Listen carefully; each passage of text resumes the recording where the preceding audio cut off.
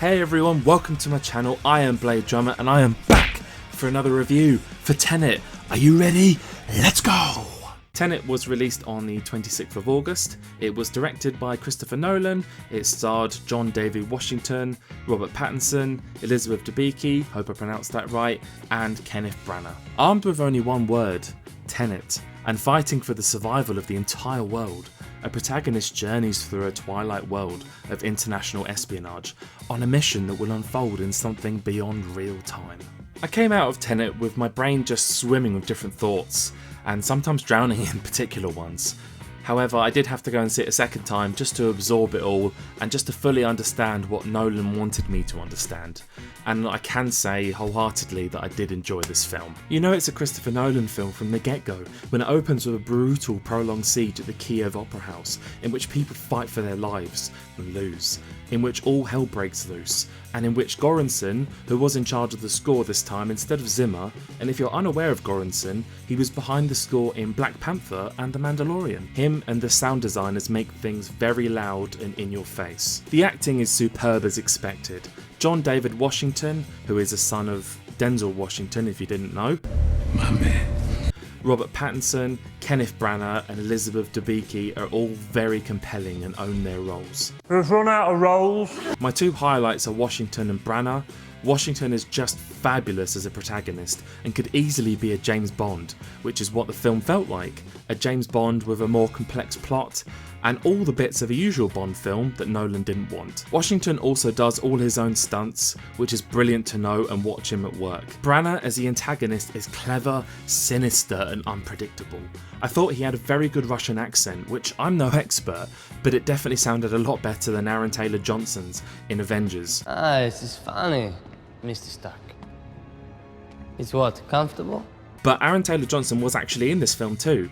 Luckily not with a Russian accent, but an English one, and he was doing a kind of Captain Price-esque character. If you don't know who Captain Price is, he's in one of the newest Call of Duty games. We get dirty, and the world stays clean. That's the mission. I thought he pulled off the English accent really well, to be honest. You can see the love and the attention that has been put into the film, and as a Nolan film, it's just expected these days. It has been shot expertly. The choreography for car chases and physical fights are absolutely top notch. What really impressed me was that Nolan didn't use a single green screen in the film, and shows that you don't need it to make brilliant looking effects. That plane that they use that you see in the trailer that crashes into the building, that is all real. There's no CGI, literally they crashed a big plane into a building, which is so impressive. Watching scenes with the time bending is something to experience, and also there are extended set pieces that your eyes will see stuff that they just haven't seen before. Tenet is at times a perplexing and bewildering ride. It's hard to completely invest in things that go completely over your head. I'm sure it all makes sense to Nolan, and I'm sure there's people that will follow it down to a T, but when I first went to see it, I just couldn't emotionally engage with everything, I'll admit. Also, I found that sometimes the music drowns out some of the dialogue, like it did in Dunkirk.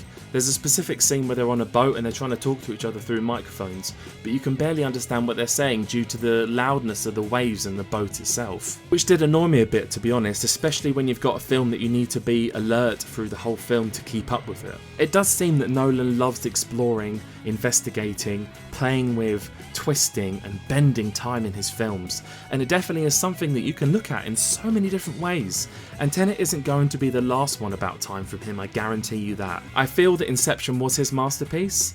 I do hope, however, that he can trump it in the future. Tenet is confusing at times, action-packed, beautifully shot and directed.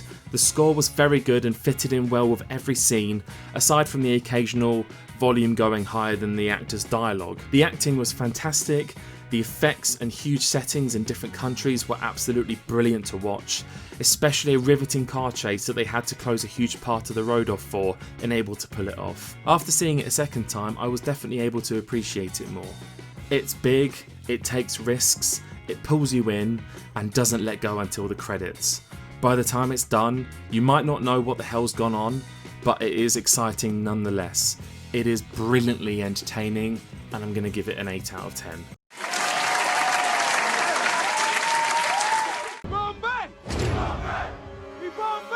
Wakanda forever! Thank you guys so much for watching this video and accompanying me on my review journey. I am loving it so far, and I'm looking forward to doing the next one, which will be New Mutants, and it's finally coming to the cinemas, so I'm going to go and experience that, come back and give you guys a review. As always, that is me done for now.